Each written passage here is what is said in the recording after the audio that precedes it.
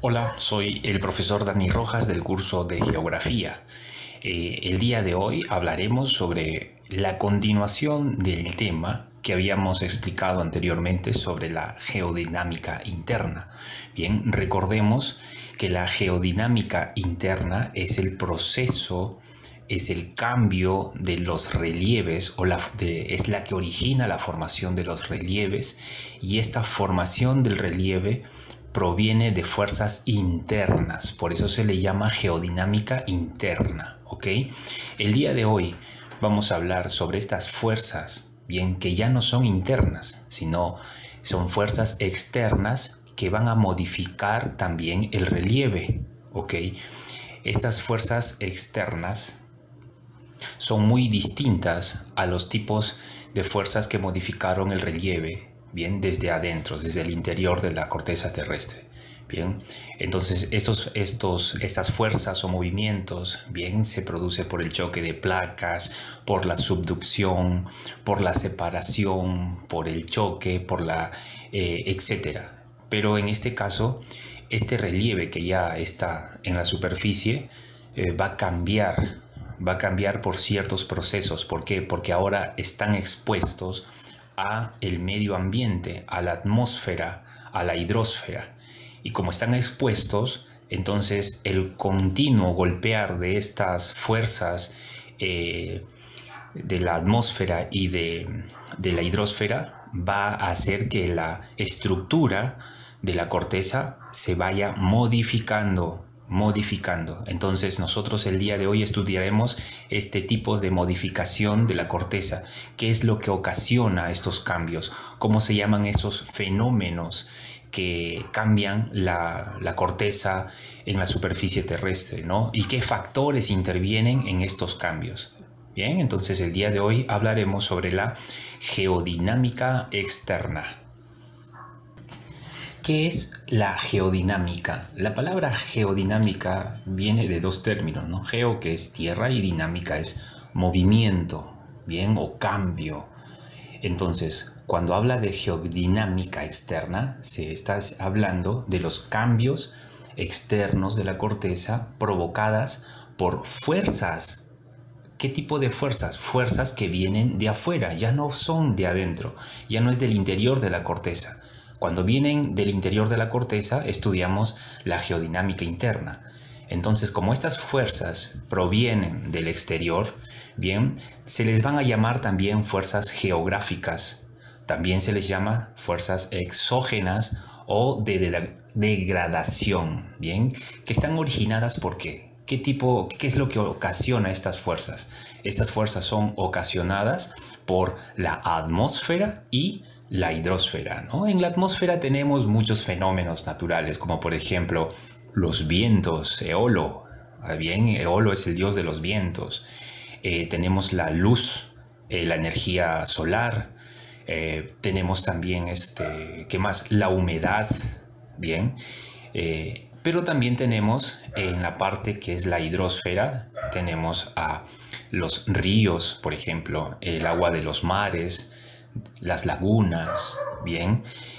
Todas estas fuerzas son las que van a originar cambios en la estructura externa de la corteza terrestre, generando diferentes tipos de relieves. Ahora desarrollamos el concepto de edafogénesis. La palabra edafo significa suelos y génesis significa origen, formación. Bien, entonces, entendiendo la etimología de esta palabra edafogénesis, entonces significa que es el proceso que ocasiona el origen de los suelos y actúa mediante la meteorización y la erosión. Entonces, ¿qué es lo que provoca estos cambios? La meteorización y la erosión. Y a continuación explicaremos estos dos fenómenos. La meteorización es la fuerza que actúa sobre las rocas. Esta fuerza va a ocasionar alteraciones en su estructura, las va a desintegrar o la va a descomponer. Bien, por ejemplo, la acción del clima, la humedad, la temperatura, la presión atmosférica, etc. A la meteorización también se les llama intemperismo o denudación. Ok, ahora la meteorización tiene dos componentes. Se da dos formas de meteorización, la meteorización mecánica o también llamada física y la meteorización química. ¿Qué es la meteorización mecánica o física? Bien, son procesos físicos que consiste en la dilatación y contracción.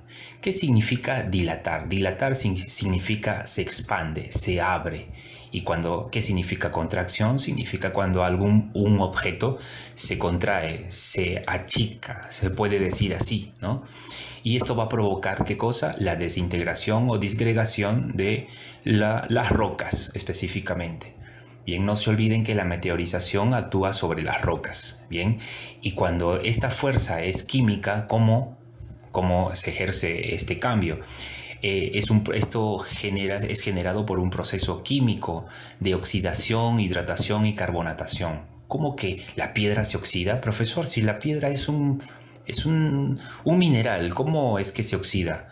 Recuerda que los minerales también tienen metales. Es por eso que cuando se expone al medio ambiente tienden a oxidarse, y cuando se oxidan se descomponen, se disuelven, ¿no? Hasta el metal se disuelve por el óxido. Muy bien. Hablamos sobre la meteorización, ahora hablaremos sobre la erosión. ¿Qué es la erosión? La erosión es el desgaste superficial de la corteza. Mira, ya la meteorización actúa sobre ¿qué? Sobre las rocas. La erosión ya no actúa sobre las rocas específicamente, sino en su conjunto. Actúa sobre la corteza terrestre. ¿Y qué hace con la corteza? La desgasta. Bien, esta fuerza, este tipo de acción está compuesta por el transporte o acarreo de depósitos y de sedimentación, bien, del material de la tierra. Y este transporte o acarreo es provocado por el efecto de el viento, por las olas del mar, por las aguas del mar, aguas de la lluvia, aguas de los ríos. Bien, las lluvias son acciones o son fenómenos geográficos que actúan sobre la corteza. Tenemos algunas formas de acciones erosivas de la corteza. Por ejemplo, la erosión marina. ¿Qué es la erosión marina? Actúa por la acción de las olas, bien, a través de las corrientes que hay en ellas o las subidas y bajadas de las mareas.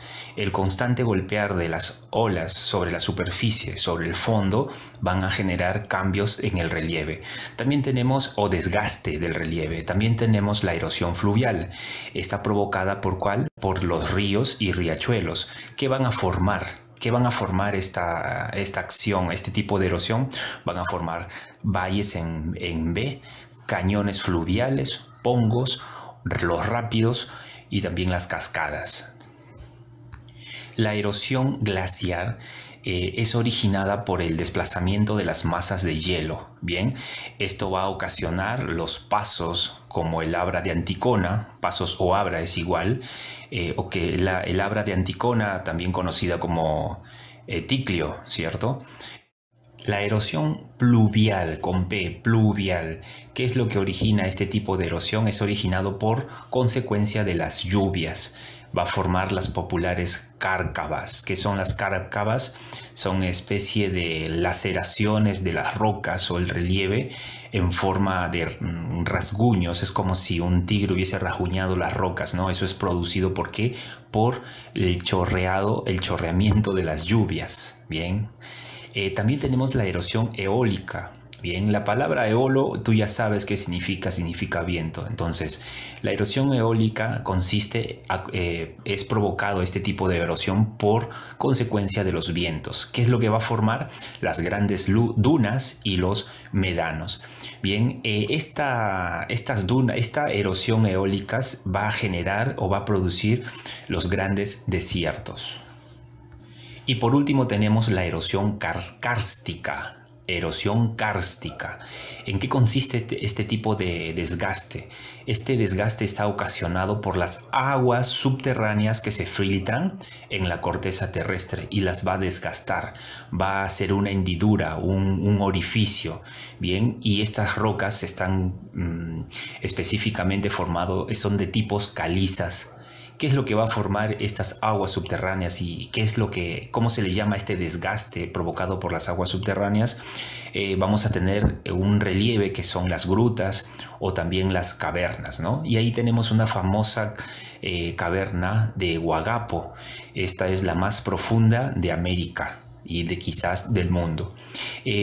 En estas cavernas o en estas grutas se van a formar ciertos fenómenos de las rocas. Por ejemplo, en los techos van a aparecer las estalactitas, bien, y en los pisos se van a elevar las estalagmitas.